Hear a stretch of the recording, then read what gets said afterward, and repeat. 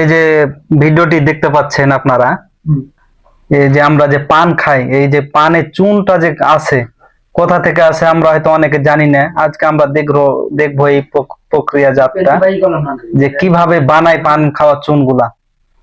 তো এই যে দেখুন, শামুক নিয়ে এসে যে আগুনে পোড়াচ্ছে শামুক গুলোকে।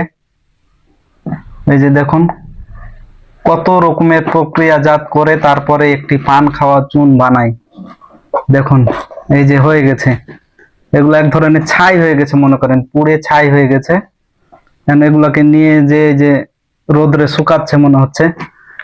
এই যে ব্লান্ডারে দিয়েছে, এগুলোকে পাউডার বানিয়ে দিবে আর কি। এই যে দেখুন, এই যে দেখুন বন্ধুরা, একদম পানি হয়ে গেছে। এই যে ছাঁকনি দিয়ে ছেঁকে নিল, যেন এর মোটা দানাটা না থাকে। একদম তরল হয়ে গেছে এখন। ঠিক।